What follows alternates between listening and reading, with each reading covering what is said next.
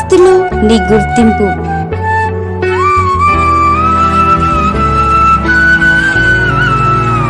ఆత్మీయ పోరాటంలో ఉన్న నీకు ప్రార్థన చేయుటకు నీ పాపం నీకు అడ్డుగా వస్తుందా?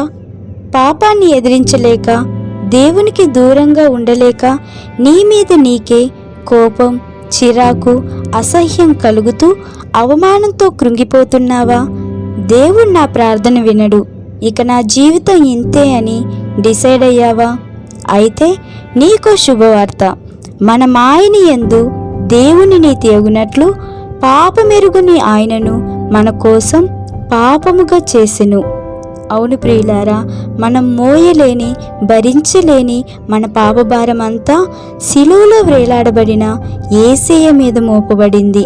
ఆయన మన పాపమును, అవమానమును, నిందను, సమస్త విధములైన అవినీతి, అక్రమము, మన అపరాధముల నిమిత్తము ఆ భయంకరమైన శిలువ మరణమునకు అప్పగింపబడి మనం నీతిమంతులుగా తీర్చబడుటకై లేపబడెను. కనుక యేసయ్య ప్రభు అని నీ నోటితో ఒప్పుకొని దేవుడు మృతులలో నుండి ఆయనను లేపనని నీ హృదయమునందు విశ్వసించిన ఎడల విశ్వసించు ప్రతివానికి నీతి కలుగుటకై క్రీస్తు ధర్మశాస్త్రమునకు సమాప్తి అయ్యున్నాడు. కనుక ఎప్పుడైతే నీవు యేసయ్య నీ పాపముల నిమిత్తం మరణించి నీకు నీతి కలుగునట్లుగా మృతులలో నుండి లేచినని అంగీకరించావో, ఆనాటి నుండే నీవు ఆయన రక్తం ద్వారా నీతిమంతుడిగా, నీతిమంతురాలుగా తీర్చబడినావు. కనుక మరి నిశ్చయముగా ఆయన నీ ప్రార్థనను ఆలకిస్తున్నాడు. నిన్ను పాపిగా చూడడం లేదు, కానీ క్రీస్తులో నీతిమంతుడిగా, నీతిమంతురాలిగా నీ మీద ఆయన దృష్టి ఉంచాడు. కాబట్టి గుర్తుంచుకో, నీవు నీ క్రియల మూలమైన నీతిని గాక ఆయన కృప చేతనే క్రీస్తు యేసునందలి విమోచనం ద్వారా ఉచితముగా నీతిమంతులని తీర్చబడుచున్నారు. కాబట్టి దేవుని చేత ఏర్పరచబడిన వారి మీద నేరం మోపువాడెవడు?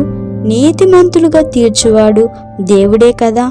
కాబట్టి ఏ దేవుని యందలి విశ్వాసము చేత ధైర్యమును, నిర్భయమైన ప్రవేశము ఆయనను బట్టి మనకు కలిగి ఉన్నవి. కనుక దేవుడు నీకు స్వాస్థ్యముగా ఇచ్చిన గుర్తింపుతో సాతాను ఆలోచనలకు చెవియొగ్గకుండా వాడు నీ మీద చేస్తున్న నేరారోపణలను, అపవాది తంత్రాలను ఎదిరించుటకు సర్వాంగ కవచమును ధరించి పరిశుద్ధాత్మ సహాయంతో ప్రార్థన ద్వారా సమస్తమును జయించుదాము. నీతిమంతుని విజ్ఞాపన మనపూర్వకమైనదై బహుబలము గలదై ఉండును.